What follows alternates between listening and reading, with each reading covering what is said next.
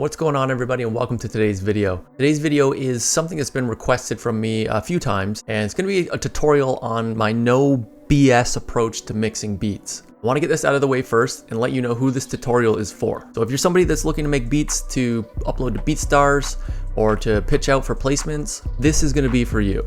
And second, this is going to be for people that already understand sound selection, because if we're looking at the pyramid of what makes a good beat, sound selection is going to be first, and then above that's going to be leveling. So I'm not going to be going over what makes a good sound, like what are good drum sounds and stuff, but if you stick around till the end of the video, I'm going to give you a few tips to look out for with the sounds that you're probably using already. So I'm going to play you a clip of the beat here. This is with the mastering chain turned off.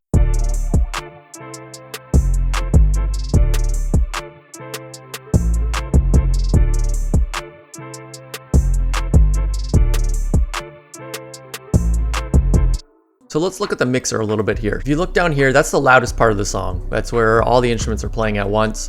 If you're a Logic user like me, you're gonna see this indicator here. This is the peak level. So this is the loudest that each individual track gets. So if you're producing the popular top 40 type of hip hop that's popping right now, which is basically trap, people call it, chances are your 808 is gonna be the loudest thing in the mix. So if we look here, my 808 is in the first channel strip here, and it peaks at -4.6. So for me, you probably have already heard some people say, oh, you gotta mix to -6 dB before you put on a limiter, and then you gotta only limit it to -2 dB and then upload it to BeatStars because you need headroom and all that stuff. Let's make clear like my understanding of headroom and what I've heard other people explaining it as. So take a look at this meter right here. This is the master output right here. So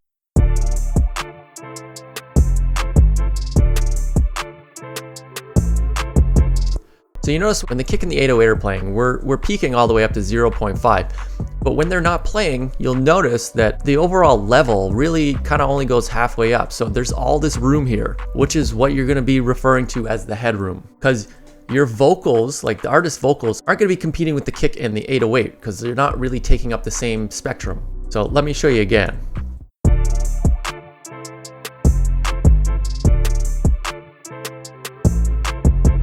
Okay, so the first tip to leveling, like we're gonna go through the leveling really quickly, is to just make sure the instruments that you want to be loudest in the mix are actually the loudest in the mix. Typically it's gonna go 808, kick, clap and snare, hi-hat, and open hi-hat for the drums. Depending on the beat, you might want the kick to be a little more prevalent in the mix, so it might be a little bit higher up there. Right now there's almost 5 dB difference between the kick and the 808, and the kick isn't really far off from the clap. For this one, I wanted the 808 to be the main part of it, and then the kick just kind of adds that extra punch during the second parts of the verses and the choruses. Leveling can't just be a visual thing though.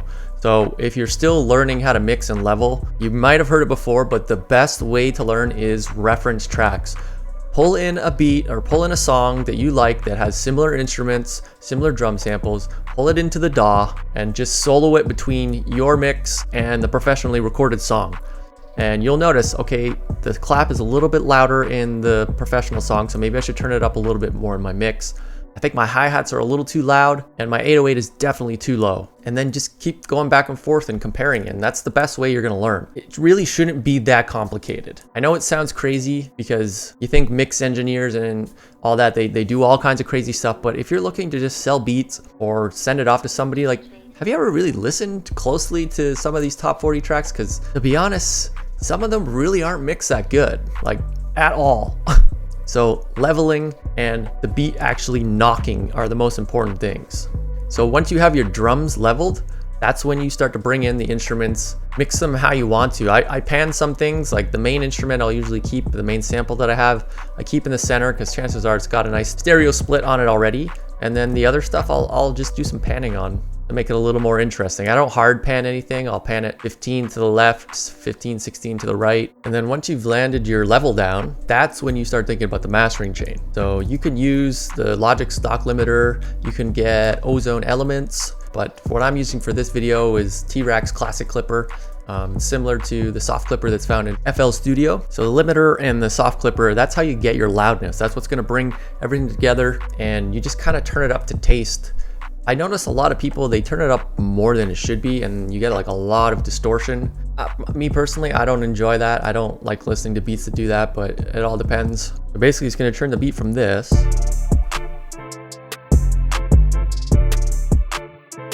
to this.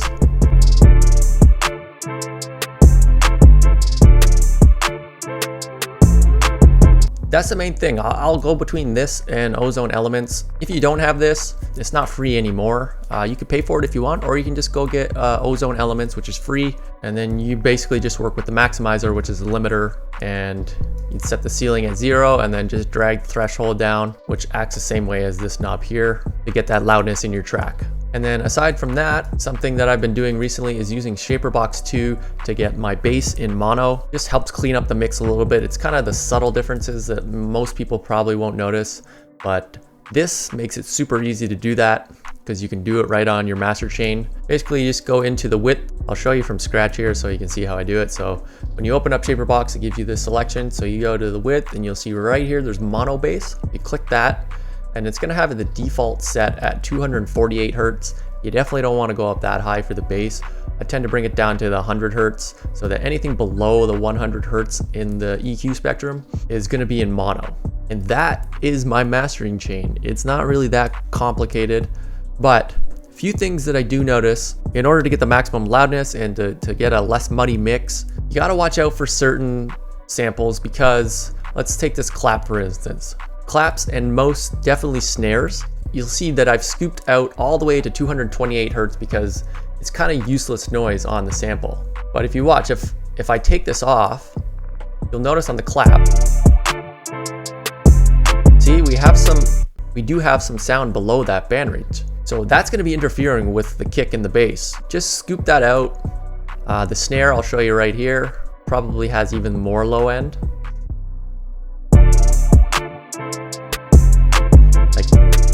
That has a ton of low end in it, so scoop that stuff out. But aside from that, you're not doing a whole lot of EQing. The other stuff you see on my track is just what I preferred to do for the sample that I was using. I wanted to do a little bit of a low pass filter on it, but that's realistically it. So to recap, step number 1, leveling. If you want to learn leveling quickly, you have to use reference tracks. Hell, if you want, you can just go to one of the top guys on BeatStars, download a free version of one of their beats, throw it in, and compare it. I mean, they're obviously selling beats, so their mix are good enough to be referencing when you're doing yours, and just A/B it. Give your ears a break, go back and forth, and listen. All right, so that's step number 1. Step number 2, cut out any of the unnecessary stuff with EQ on those certain samples, even the melody loop that you might be using or the melody that you made, because you don't really need the low end on it. And then step number 3 is to get a limiter or a soft clipper of sorts and just turn the knob up until you start to hear distortion and then dial it back a little bit. I'll give you an example here. So I'm at 6.7 dB on this.